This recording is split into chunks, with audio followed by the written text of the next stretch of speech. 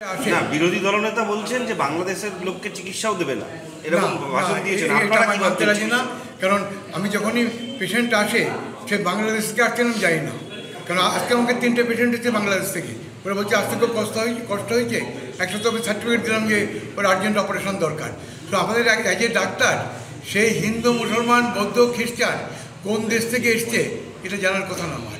যদি লিগাল কোনো বার না থাকে তাহলে we are bound to see all the patient. Double million offer, Walton fridge কিনে পেতে পারেন 20 লক্ষ টাকা, রয়েছে কোটি কোটি টাকার নিশ্চিত উপহার। অনেক ডাক্তার এবং নার্সিংহোম, না এটা আমার নিজের নার্সিংহোম আছে, আমি মালিক হচ্ছে নিউ সেবায়ন নার্সিংহোমের। আমি আজকেও বাংলাদেশের পেশেন্ট 3টে দেখেছি, রোজই আসে এবং ভর্তিও আছে একটা।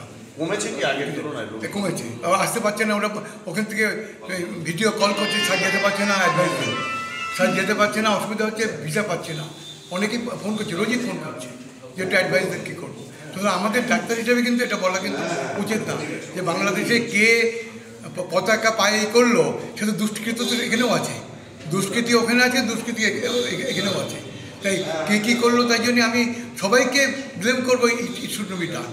আমরা ডাক্তার মানে মানবিকতার প্রতীক, আমাদের এই মনোভাব কখনো থাকা উচিত না, আর পলিটিক্যাল বায়াসড হওয়া মোটেই উচিত না। অনেকেই ভয় পাচ্ছেন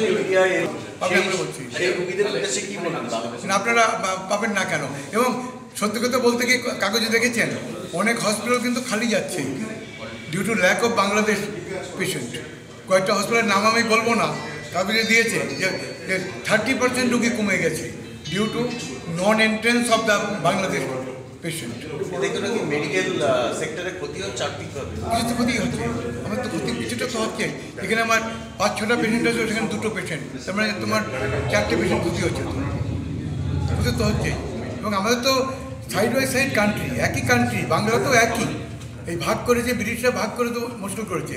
এবং বরঞ্চ ওই বাংলায় গেলে আরও ভালো ফিল হয়, এতদিন ছিল, এখন এই গণ্ডগোলে হয়েছে।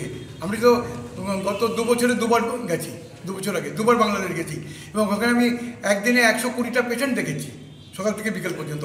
মাগুরা, যশোর জেলা, ওখানে আমার বাবা ঠাকুরদা ছিলেন, ওখানে দেখেছি বিনা পয়সায়। এবং ওরা রাত 12টার সময় আমাকে গেস্ট হাউসে পৌঁছে দিত, কোনোদিন ইনসিকিউর ফিল করিনি। ওদের কোনো কথাবার্তায় কাজে ইনসিকিউর বলি, এই সাময়িক গণ্ডগোলে দেখতে পাচ্ছি যে ওরা বিভ্রান্ত হয়ে গেছে কিছু লোকের উস্কানিতে, কিছু মৌলবাদ, কিছু পার্টি, আর আমাদের কিছু লিডারের ফলে এটা হয়েছে। এটা কখনোই আমরা করবো না, প্রেসিডেন্ট সাহেব বলবেন, কারণ আমরা কোড অফ মেডিকেল এথিক্স, আমরা হিপোক্রেটিক শপথ নিয়েছি যে আমরা সবাইকে চিকিৎসা করতে বাধ্য এবং আমরা কখনো ডিসক্রিমিনেশন করতে পারবো না। এটা আমরা বিশ্বাস করি না যে এটা করা সম্ভব বা করা উচিত। কি বার্তা দেবেন চিকিৎসকদের যারা এই ধরনের করতে বলছি তারা বলছি যে রুগীদের মধ্যে ভেদাভেদ কখনো আনবেন না, রুগীদের আপনি চিকিৎসা করুন, রুগীদেরকে আপনার বক্তব্য রাখুন বা আপনার যেটা আইডিওলজি সেটা রাখুন, কিন্তু রুগীদেরকে কোনো বয়কট বা বঞ্চনা করবেন না।